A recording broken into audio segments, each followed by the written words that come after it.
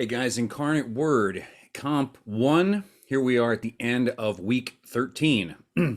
Earlier this week, I shared with you your final writing assignment for me this semester, paper 4, and they're calling it the passport assignment. Now, as I said in that video, this is the first assignment of the semester that I did not design for you, okay?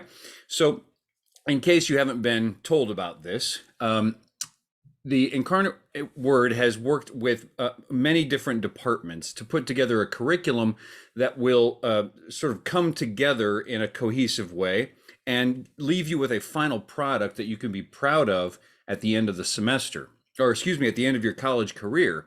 I really like that idea, but this is my first time teaching this paper. So I was looking over the assignment today and I was just trying to think about how I might approach it if I were being asked to do this assignment. And so I thought today I would just very informally share a story with you about my decision to go to college. Now, it's not exactly fair for me to answer this assignment because you are challenged with having to guess how you're going to feel in 10 years. And I graduated college like 18 years ago. Okay. But I thought it would help just to get the conversation going and get you thinking about this assignment so that you can get started on your own when you're ready. So, when I was growing up, I really enjoyed school. I loved writing and I loved reading. But when high school came and the math got more difficult, and then the science courses started incorporating math, all of a sudden I found myself struggling in school for the first time. I don't know if you've ever gone through that before, but it doesn't make you feel very good. And for the first time in my life, I didn't feel smart, you see. Well, I had a lot of friends in high school who were going through the same thing, and their attitude toward it was to skip school, to not go. So I followed them because I would rather go hang out at somebody's house and play video games or throw the football around in the backyard than go to school anyway. Problem is that over time, of course, this affects your grades. And I was doing terrible in school. And while I thought it was a good idea to skip school so we didn't have to feel stupid, so that I could give myself this impression that, oh, I'm not doing well because I choose to, as opposed to I'm not smart enough. But now I'm getting these bad report cards, these bad grades, and it becomes a pattern over a couple of years. Flash forward to the end of my junior year. Yearbooks come out at the end of the year, right? And I collect my yearbook and I go to look through everyone in my class, and I notice that I am not in there. So I was a real smart aleck back then. And so I go into the assistant principal's office to give him a hard time about it. And I tell him, boy, you really messed up this time. You didn't even put me in the yearbook. You can't get rid of me that easy. Just, I was a really awful person to be around. And he looked at me and he said, you know, Todd, you're not on that page because that page is for juniors. So you only have the credits of a sophomore. Sure enough, I flipped back to the sophomores and there I was 2 years in a row in the sophomores. So now here I am a few days away from ending what I thought was my junior year, preparing for my senior year. Who doesn't get excited about their senior year? And I realized that I wasn't going to be a senior. Well, that's when I started working hard. That's when I got with my advisor and started trying to get myself through these courses. And in 1 year, I got through 2 years worth of schoolwork. I took my SAT and I applied to one college, Texas Lutheran University out in Seguin, because I grew up Lutheran and there could be scholarships involved if you sign up for a Lutheran school. And I crossed my fingers and I got in. I got in on a probationary standpoint, meaning that my GPA had been low enough in high school that they were concerned, but my writing sample had been really good. So they were like, we'll give you a chance. You got to keep a 2.5 GPA your whole first year or you're out of school. Well, I buckled down because I felt lucky to be there. And my first year, I was on Dean's List, straight A's, maybe one or two B's here and there. And I found out, or I remembered what it was like to love school again and to enjoy it. And I felt really lucky to get into college.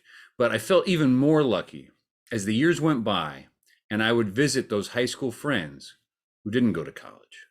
Those guys who decided to just work in a garage, changing tires and changing oil and everything.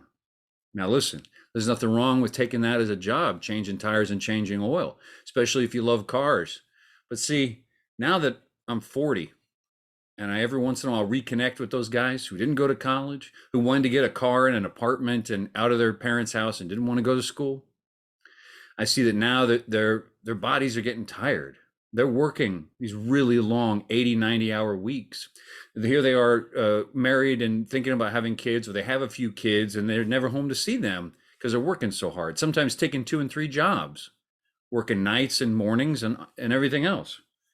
And I really realize how lucky I am that I knew when it was time to get busy. I knew that I wanted to go to college, and it happened. I finished college in 4 years. I went straight into grad school at Kansas State University for 2 years, and then straight to a Master of Fine Arts in Creative Writing, where I really learned some important things about writing at the New School in New York City.